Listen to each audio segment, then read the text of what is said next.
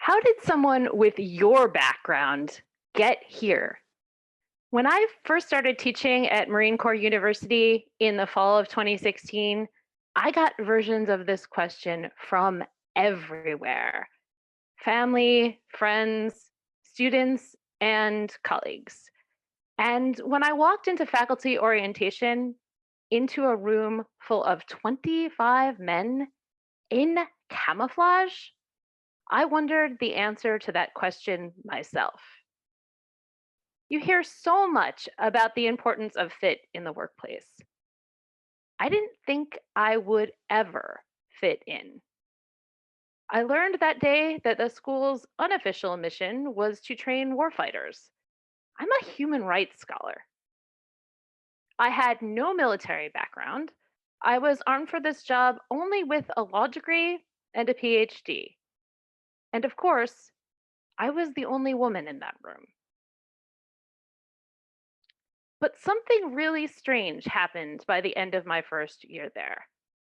When I was the only woman in the room, I stopped noticing.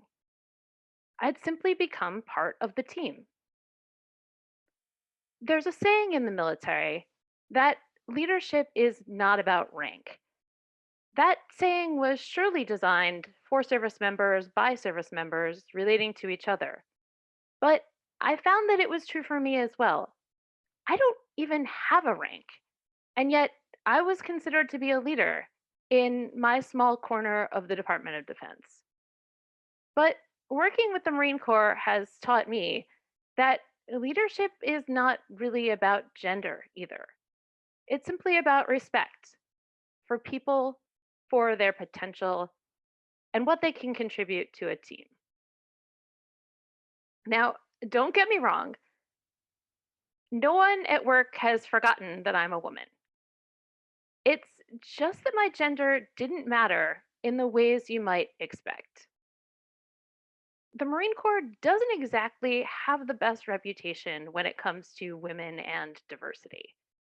Only about 8% of the Marine Corps is currently female. When the Marines United social media scandal broke on campus in 2017, we had some challenging seminar discussions. And there have been plenty of other moments when I've been acutely aware of my gender, like the students' required combat fitness test, or when someone accidentally calls me sir. But overall, my gender hasn't gotten in the way of my doing my job.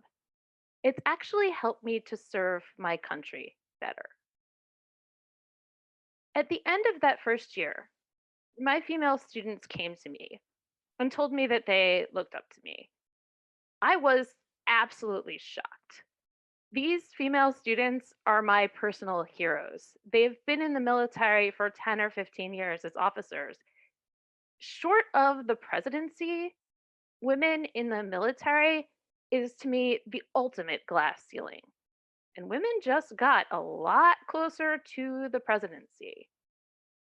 So these women explained to me that my job was important, not just because I was doing it well, but because I was a woman doing it. Many of my students and many of my colleagues had worked with very few women before, if any at all. They'd never seen one give a lecture in front of 250 military officers, much less speak at the United Nations. So my female students recognized that my being there at Marine Corps University was important to the military overall. And they told me I needed to start thinking about myself more intentionally as a leader. As a professor, when your students tell you something like this, you take it very seriously. So I hit the books. I wanted to find out what makes women leaders succeed in the workplace. The first thing I found out, though, was that I was asking the wrong question. What I should have been asking was what makes good leaders great. So, before I tell you what I've learned, please give me some Zune reactions if you've ever heard anything like this. If you want to be a leader, what you should do is find a great man, maybe someone like Abraham Lincoln or Martin Luther King, and imitate him. Reactions? Yes, thought so. All right, me too. And this great man theory was, in fact, the classic way, still is, of teaching leadership from elementary school, where I learned it, all the way up through business school. And there's validity to it. There's a lot of really wonderful men out there. The problem is that for those of us who don't look like those great men, for whatever reason, it doesn't work. We can't imitate them and also be our authentic selves. I also found out that there's a lot we don't know about how women succeed in the workplace and why, because there's just not a lot of data out there. Many of the large studies have been done on organizations that are predominantly male or have mostly male leadership, like the military or sports teams or corporate America. And so few women have broken the glass ceiling in those organizations that it's really difficult to tell and compare systematically what has made them succeed.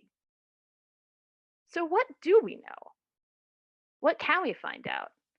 We can survey people and find out what traits they want to see in their leaders, what traits they value most in their leadership. And here's where it got really interesting to me.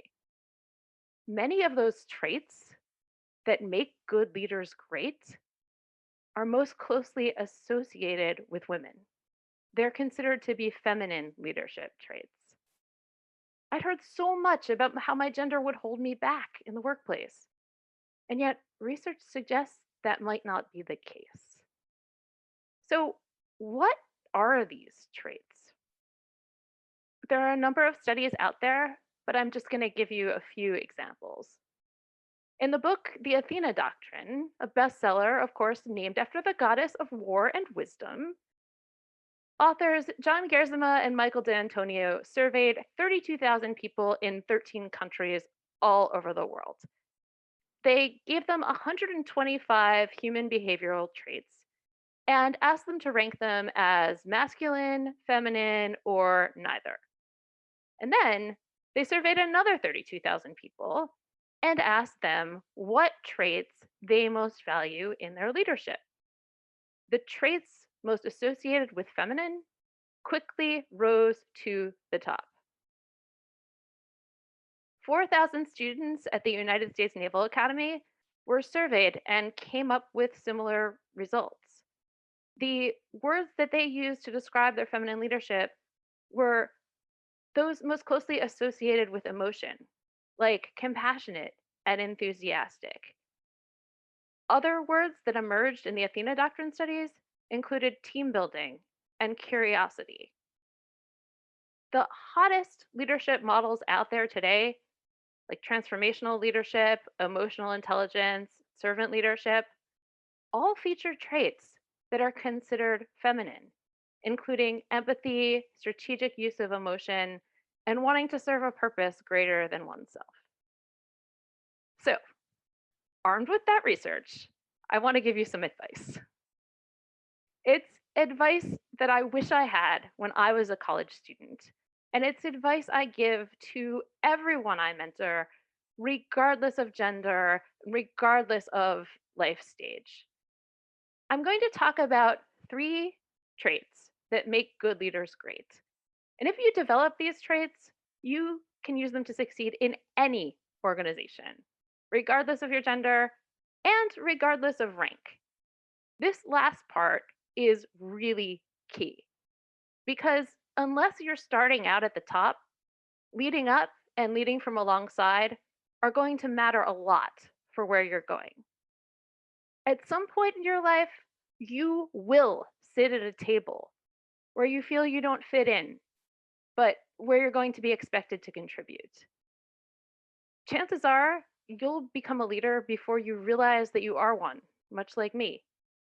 Chances are you may be one already. First, be a team builder. Treat everyone like a teammate. From the second you walk into the door of an organization, treat everyone like a teammate. Act like you want to be a member of the team. And if someone walks in the door of your organization, treat them like a teammate as well. The new people will still need to prove themselves, don't get me wrong, but they'll do it a lot better if you show them that you have their back and that you want them to succeed. I'm going to tell you how I learned about this from the male warfighters that I work with. They helped my academic dreams come true. I've always wanted to do work that was relevant in the policy world. So 2 years ago, I started a project on information warfare. And I was really passionate about this project. My students and colleagues saw me in the hallways talking about it incessantly and covering whiteboards with diagrams day after day. One day, I walked into my office and I was really frustrated. And I exclaimed to my office mate, a Marine Lieutenant Colonel, I forgot my computer charger. Now, this might not seem like a big deal, but for an academic, not having your computer is like losing your brain for an entire day. So my office mate sprang into action on his phone. And before I even sat down in my chair, 5 Marines had texted me and said, just go into my office, and even if I'm not there, go into my desk drawer and take my charger, no problem. That day, my colleagues showed me that they valued my contribution to the fight, even though I made it in a way very differently than many of them had. I didn't know that a law review article could be a weapon of war, but they may have known something I didn't. I was invited to present that article at the Pentagon. And when I was, my colleagues and my students took hours out of their day to prepare me for that meeting.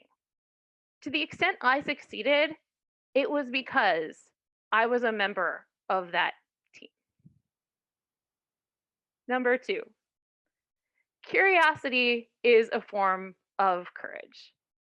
All over the world, people surveyed said that curiosity is a feminine leadership trait. I was surprised by that, but it seems to be associated with humility and vulnerability, both of which are also feminine leadership traits. And it's associated with humility and vulnerability because curiosity means that you're willing to admit that there's something you don't know. I found also that research on diversity in organizations shows that someone who comes from the outside or is different than in an organization, maybe the odd person out of the table, is more likely to question the assumptions on which that organization is based. Any organization is based on a set of assumptions and values. People within that organization don't always question those assumptions and values, either because they take them for granted or sometimes because they want to avoid conflict. But any organization needs to question its assumptions in order to innovate. At that table back in 2016 in a room full of warfighters, I had a lot of questions. I had been in civilian academia teaching for about a decade before that, and I had a lot of questions about why we do certain things in professional military education and how we teach and why. Afterwards, an infantryman twice my size came up to me, and I was afraid I had committed some sort of insubordination. But he thanked me. He said, you're asking the questions that everyone else is afraid to ask. As another colleague explained to me later, the military faculty has been in the organization for 20 years. They know that having been in the military for so long, there are certain assumptions that they make. They fear groupthink. And the best thing they can do to fight it is bring someone from the outside in order to question their assumptions. So they brought me in. And to my great surprise, They listened. Curiosity is a leadership superpower when it's deployed with respect. 3, empathy and emotion are leadership tools. Give me some Zoom reactions again. How many of you have ever been told that showing emotion is a form of weakness? Yes. So, research on leadership says otherwise.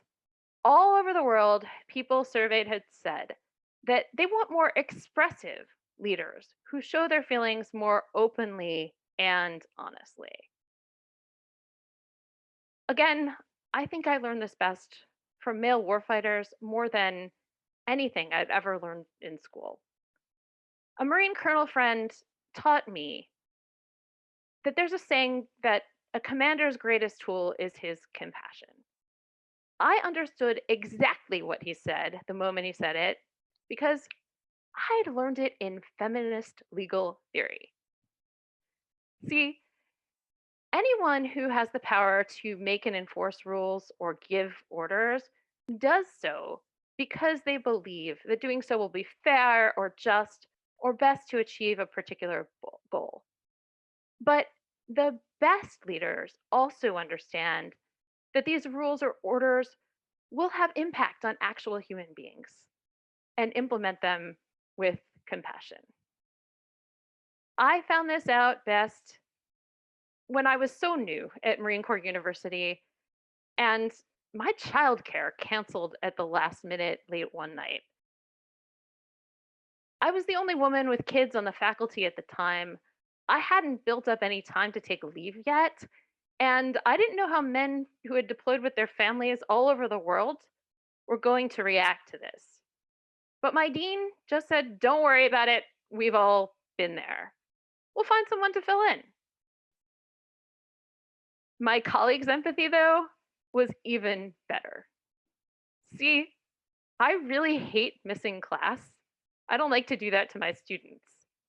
So the next day, in one room, I taught a class on strategy. And in the next room, a lieutenant colonel, a naval commander, and a PhD watched my son while they worked on the curriculum. They all really liked the same 80s music. My team's empathy, the whole team's empathy, enabled us to find the best solution to achieve our mission that day. Empathy and emotion deployed with respect are a leadership tool. So last spring, when a retired senior military officer asked me at a reception in Quantico, "How did someone with your background get here?" I said, "I don't understand the question." He repeated it. And finally, I said, "I wanted to serve my country, so I got on I-95. And I went to talk to someone about information warfare." I've learned more about these traits that make good leaders great, whether they're feminine leadership traits or not, from the male war fighters that I work with, than in any women's leadership program I've ever been a part of. And that is a little strange because the male war fighters that I work with probably don't want to think of these as feminine leadership traits. But that's an example of exactly why we need to shift the conversation about gender. Discussion of male leadership traits, feminine leadership traits, male leadership styles, female leadership styles, these all have value, but they can get really divisive really quickly. Instead, by talking about the traits that make good leaders great, we can have a more inclusive discussion and empower a diverse set of leaders to be the best that they can be. I still don't fit into a room full of warfighters, but it doesn't matter. What matters is that they keep inviting me into the room. And not only that, to their great credit, that room looks more diverse every single year. And if you work on the traits that make good leaders great, doors are going to open for you too. If working with the Marine Corps has taught me one thing, it's this: leadership is not about rank, and it's not about gender. It's about respect. Respect for people, for their potential, and what they can contribute to a team. Thank you.